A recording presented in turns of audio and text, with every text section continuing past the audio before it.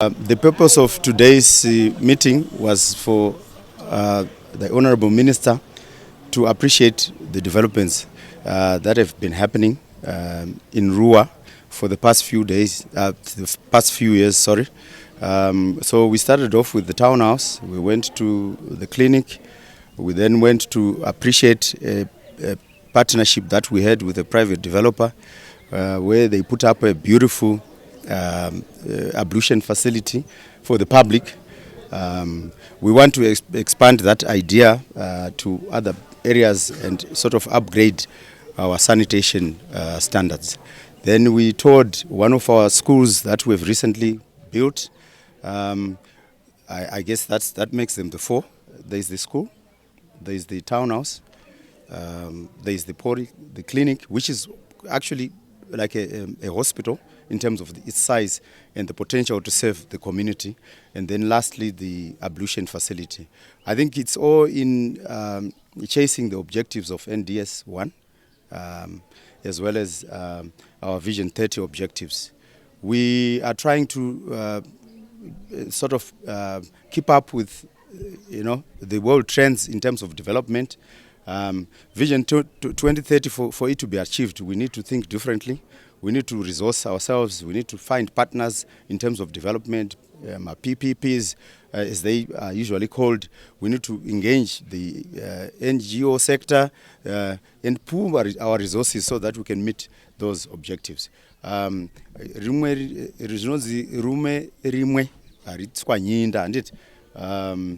we are trying to invite everyone, all development partners. We have a long list of proposals for development. One of the major challenges that we have as a local authorities, we do not have land. We're appealing, we've always been making appeals to central government to consider Ruwa because of its potential for growth. We are in a very special zone. We can potentially outgrow even Harare. We want to compete with Harare in terms of growth, but we have no expansion space. It's like a baby in a womb and they can't grow any further. They need a bigger mother. I don't know if it's possible to transfer a fetus from one womb to the other. So the only way we can develop is if we can get additional land around the urban setup. We've got a few farms that we can expand into. We need land for expansion of our sewer reticulation and treatment systems, land for, putting up industry, land for putting up commercial centers. I think that's our major plea to central government. If we get that blessing, we will certainly grow at the rate that we are supposed to grow. At the moment, we are constricted. We're always going to repeat that message. We're constricted, but we've got huge potential in terms of growth because of the proposals that we're sitting on account of we're turning away developers, we're turning away development partners because we have no land. I think recently there's a proposal that we thought would come to Ruwa, but it had to end up having to be transferred to Harare of a major energy, the sun from the energy, what do you call it? Solar project. We lost out on that basis, and I was explaining that to the Honorable Minister. Look, these are the kinds of investments we are losing. The Ruwa industry could have benefited from the solar project, but it has been taken elsewhere. So I think in summary, this is what Ruwa is about, but we're determined to expand, we're determined to develop, and not stay behind the other cities in terms of development. To date, we've used about approximately $900,000. That's the amount we've used up for this office from the initial stage of construction until we're at right now. So today, fortunately, we're actually having site visits for the contractors that are supposed to complete the offices. So after this meeting, we're going to have the site visits such that we can actually start costing for us to complete these offices. The offices are supposed to house our finance as well as the administration. These offices that we're at currently will only house the engineering department. So in total, our local authority is more than 300 employees. So that's the amount you're looking at in terms of housing. In terms of capacity of more than 40 offices at the main office. And then I'll move on to the better days.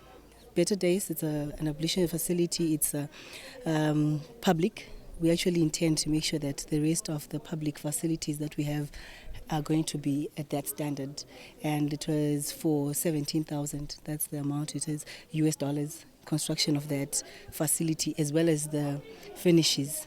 As you saw the pictures there, how it looks, that's exactly what we intend to do in terms of all the publishing facilities that we have in Ruwa.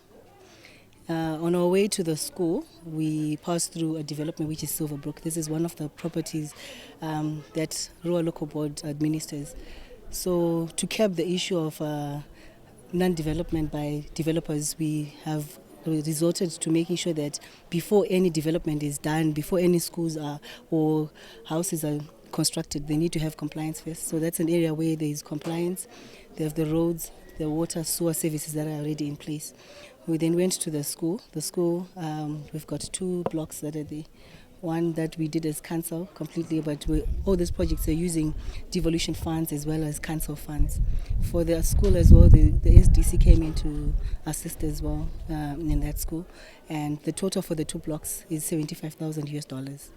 So as Ruwa Local Board, we're looking at the projects or the programs that we're supposed to support from roads, water, sewer, social amenities. So that's exactly what we're doing here. The public facilities, the schools, they fall under the social amenities. We're making sure that we supply these facilities to our residents. So because of what the mayor has said, we don't have land. We have actually resorted to making sure that going forth, our schools should be at least 2 stories going up, so that we utilize the space that we have, and then the rest of the stand or the rest of the area is actually used for the students to have play centers as well as soccer areas. So that's generally what Ruwa Local Board is doing. Thank you. We had a chance walking around our community with the Honorable Minister and the senior officials, and we were running around seeing the projects that are taking place in our constituency, and I was happy. And we also visited the toilets, the clinic in Damafos, and I'm very happy that we have a clinic. We are now able to secure the people with persons with disabilities, and those who want to on maternity leave, and those who want to get treatment, etc., and also some needs that needs to be taken care of in our community. And I'm very grateful also for our town council.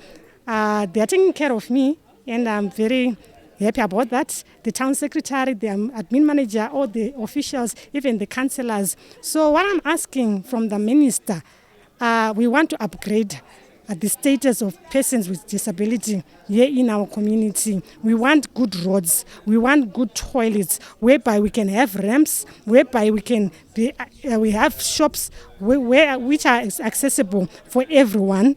I've surveyed in some shops around our community, they are not accessible to persons with disabilities, and also some of the roads are not worth it. But I know as a community, as I'm part of the council, we work hard on it, how to develop our community. So I would like to thank the Honorable Minister for giving us such a time being with him and airing out our grievances, and also the council for accepting our visitors in our community.